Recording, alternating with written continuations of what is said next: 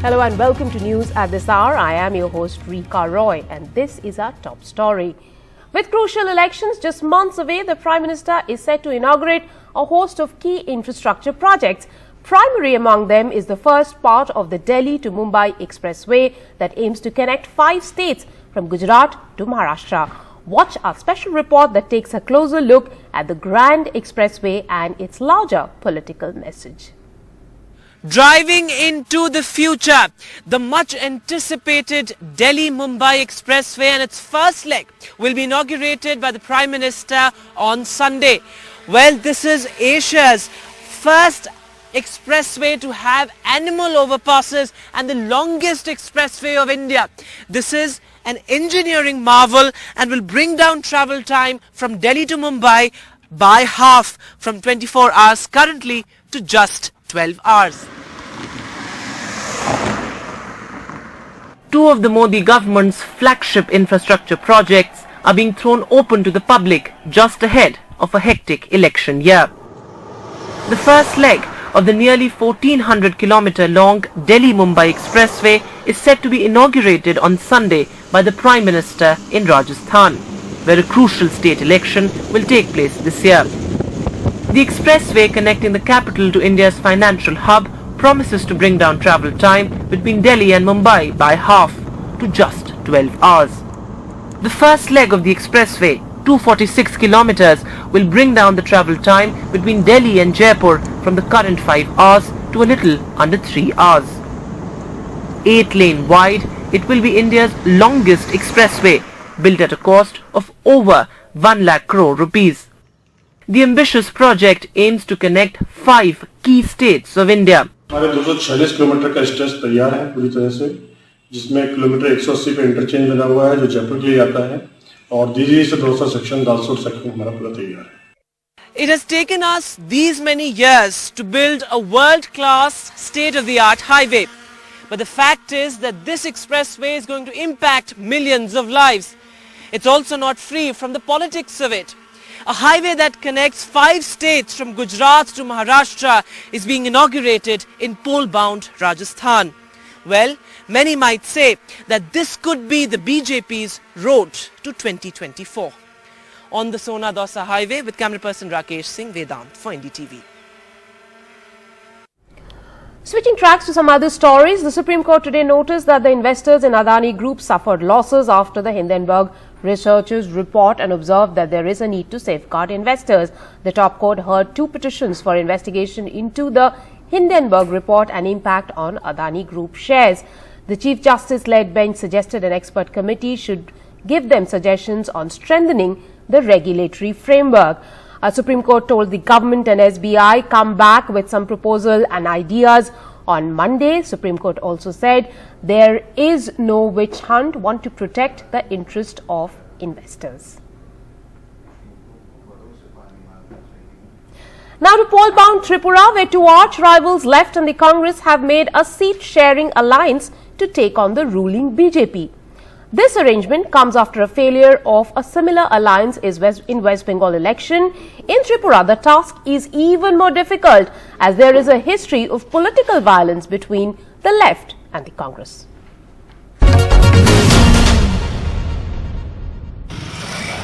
A campaign with a twist for Congress veteran Sudeep Roy Burman in Tripura.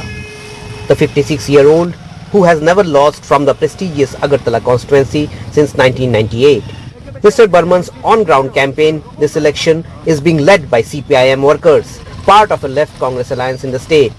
After years of political rivalry, For the left and the Congress, it is a tough political road that they are travelling in Tripura because arch rivals have come together to form a seat-sharing alliance against the BJP and its ally. But at ground zero, the task is tough. They have to get their workers to rally together, to work together, and also ensure that their vote banks gets transferred to each other so as to make an impact in the Tripura elections. For the relief to the residents of the state of Tripura, both the arch rivals, forgetting their bitterness, past bitterness, we decided to restore democracy, to save the constitution, and thereby we thought of sheet sharing and fight the elections together, ensuring the defeat of the BJP from the state of Tripura. The Tripura joint campaign is a first for both the left and the Congress. The parties fought the 2021 Bengal Assembly polls in an alliance, but there was no visible on-ground joint campaign. It is the people's urge that we have responded to. It's not a question of my weakness or somebody else's strength or whatever it is. The objective in Bengal was what? Defeat BJP? उस समय मजबूत communist थी, आज मजबूर communist के साथ कर रहे हैं. उसने इलेक्शंस के पहले प्रमाणित कर दिया, मैसेज दे दिया खुद ही. 60 सीट में वो लड़ नहीं पाया, 47 सीट में ही अपना कैंडिडेट दे पाया. At ground zero, workers and supporters who even 5 years back could not see an eye to eye are campaigning together against a common opponent, the BJP. हमारे स्टेट का आम आदमी का जीना अभी हराम हो गया, तो इसलिए हम लोग हमारे स्टेट के लोगों को बचाने के लिए एक साथ हुए हैं. ये दोस्ती हमारा आगे भी चलेगा. It is perhaps also an existential battle for both the Congress and the left in Tripura. In Agartala, with camperson Sanjay Chakravarti, Ratndeep Chaudhary for NDTV. Now in Tripura polls, all of BJP's top brass is campaigning, but one person has the record of making all the difference. Is the Assam Chief Minister Himanta Biswa's Pharma. He is BJP's northeast go-to man, and in Tripura he is even holding street corner meetings to micromanage the poll campaign. Doctor Sharma, आप इस बार जो चुनाव में, पिछले चुनाव में आप प्रभारी थे और इस बार आप कैंपेन कर रहे हैं, बहुत सारे कैंपेन कर रहे हैं, इवन स्ट्रीट कॉर्नर मीटिंग भी कर रहे हैं. कैसा माहौल बन रहा है? मेरा लगता है कि 2018 सन से ज्यादा वोट से हम लोग जीतेगा, ज्यादा अच्छा मैंडेट होगा, बहुत जबरदस्त विजय होगा. प्रधानमंत्री नरेंद्र मोदी की रैली होने वाली है, ट्विन रैली है कल, 13 तारीख को भी वो आएंगे. स्टार कैंपेनर्स कैंपेन कर रहे हैं, तो इस बार जो चैलेंज है लेफ्ट और सीपीएम और कांग्रेस का जो अलायंस है और तीसरा मोथा पार्टी का, अब कैंपेन आप कर रहे हैं, कितना चैलेंज लग रहा है उनको? आप देखिए, लेफ्ट और कांग्रेस जब अलायंस किया, that is admission of their weakness. 25 साल लेफ्ट और सीपीएम त्रिपुरा में झगड़ा किया. जब दोनों इकट्ठा हुआ, मतलब क्या है, वो बीजेपी से डरता है, नहीं तो कभी इकट्ठा नहीं होता था. तो इसीलिए जो दिन सीपीएम और कांग्रेस एक साथ हुआ, वही दिन ये प्रूव हो गया था कि बीजेपी जीतने वाला है. Now, India has announced its first significant discovery of reserves of lithium, a rare crucial element for manufacturing electric vehicles. 5.9 tons of the element has been discovered in Jammu and Kashmir. So far, India has depended on Australia and Argentina for lithium imports. Lithium is a key component in rechargeable batteries that power numerous gadgets like smartphones and laptops, as well as electric cars. Huge lithium reserves found in these mountains of Riasi district in Jammu and Kashmir. The discovery made by Geological Survey of India may end India's imports dependence of the light metal and give wings to the country's ambitious plan of rolling out electric vehicles and also key areas in medical infrastructure. At least 5.9 million tons of lithium reserves have been found at Salal. The central government says the discovery is a big deal for India. The site has been handed over to the Jammu and Kashmir government for auction to excavate the mineral. It's a big thing for India, absolutely, and we are focusing now on such minerals now, critical minerals, because that's where the future is. Well, the good thing is that this is going to be done by the local government, that means the UT government. So we have handed over the detailed report, the geological report yesterday to Jammu Kashmir government, and now it is for them to go ahead and auction it. And once the private party will come up, they will start the entire process and then they will excavate the mineral. So far, India has no technology to excavate and process lithium since it's the first time the critical mineral was found in the country. And if you look at the Government of India's initiative, there has been a very consistent push towards indigenizing lithium-ion cells. That means you make the cells from within India, and also you look at the raw material that go to make that lithium-ion cell to source from within this country.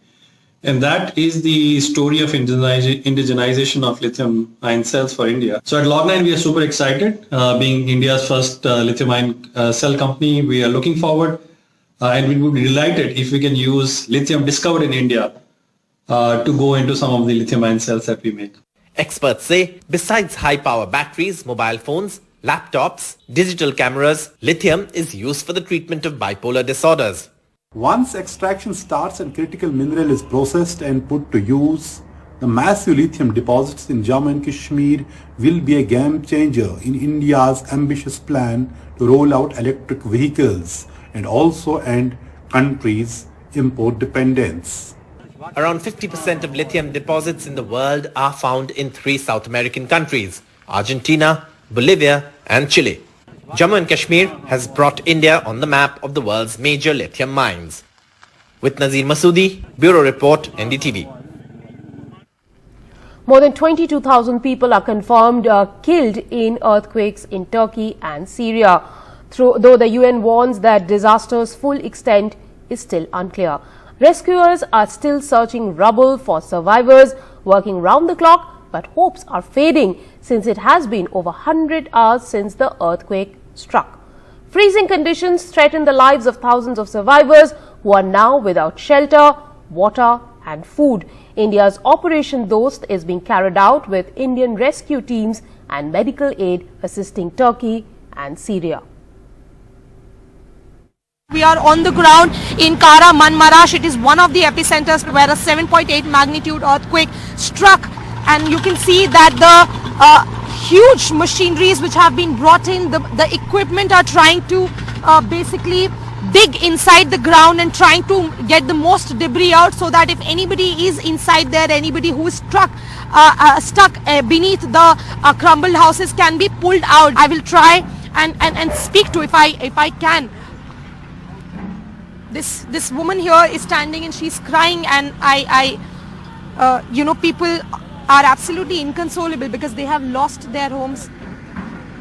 You used to live here? Ma'am, I'm very sorry. You used to live here?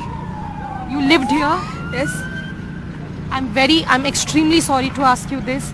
Have you lost someone in your family? Family. Sorry? My family. Your family. You used to live here. This happened on Monday. This is one of the images which I would want to show to our viewers. This is a soft toy along with some of the books, torn books which are lined here. And this will tell you the devastation and the human cost of it. Many children have lost their lives. Only in Turkey, more than 18,000 people have already lost their lives.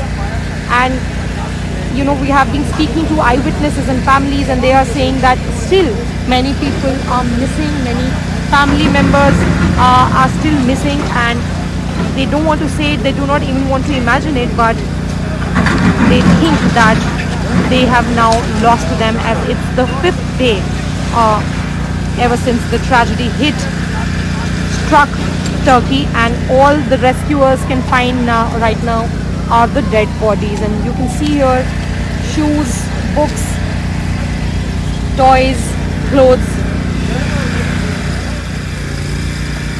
If I can just speak to you for 2 seconds, sir. You are from police? Yes. Sir, how many people have been rescued alive? 7 or 8 people rescued from the earthquake day, but I think more than 50 people live in that apartment. There are 14 apartments in that building, but as you can see, there is no professional work. We need professional team and professional equipment. Yes, soon after the news of this tragedy was received in India, our Prime Minister, while conveying his condolences, also announced that all possible assistance will be provided to Turkey in this difficult moment. And in that context, five C-17 aircraft have arrived in Turkey from India, and they have brought NDRF search and rescue teams and also a mobile hospital from the Indian Army. Clearly, Turkey needs more help at this hour. A quick break on the show, more on the other side. Do stay with us.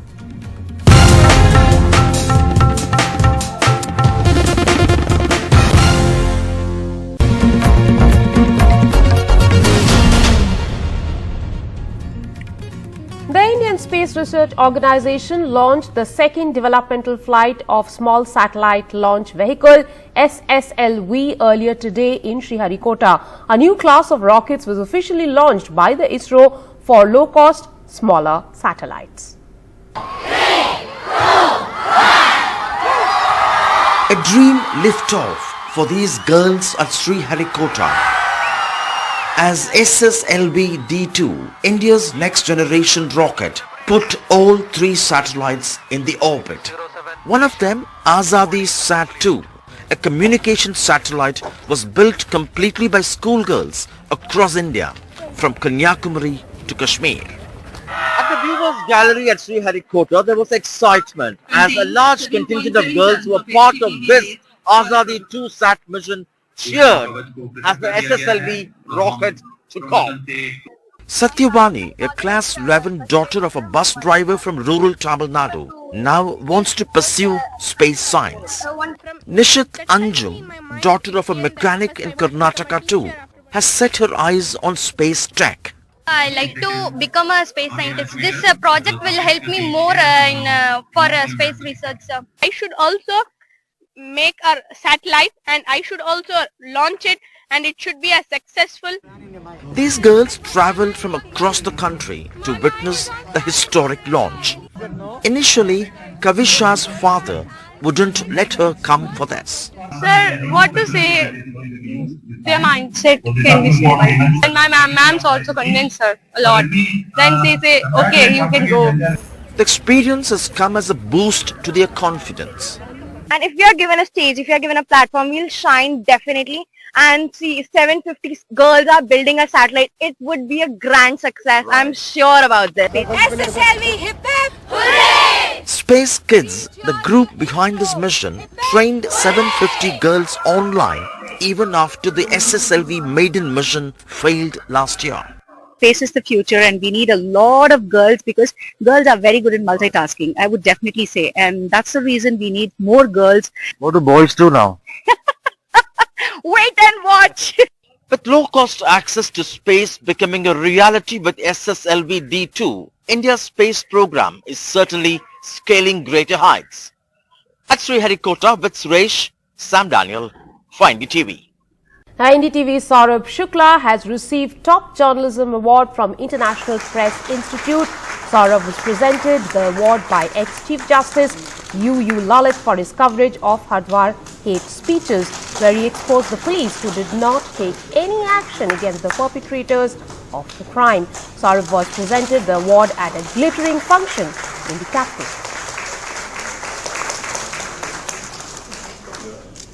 वो stories जो आपको assign होती हैं वो आपके editors करते हैं, तो उसमें बहुत योगदान हमारे एडिटर्स का है, सुनील सर का, जो कभी सामने नहीं आते और अभी भी फोन पर हैं और वो बोलेंगे बाद में तुमने मेरा नाम क्यों लिया।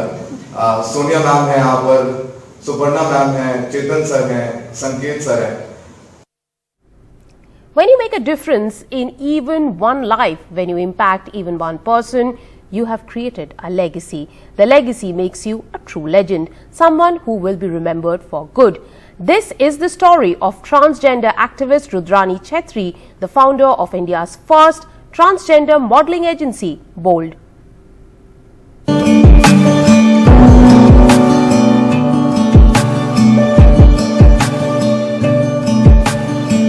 Rudrani is a human rights and transgender rights activist and an artist who has spent more than a decade spreading awareness, fighting for LGBTQ rights in India and improving the lives of the transgender community through Mitra Trust. Rudrani also founded India's first transgender modelling agency in 2015. The Mitra Trust has helped over 1,500 transgenders in Delhi alone, empowering them with the support they need and also addressing their sexual and reproductive health.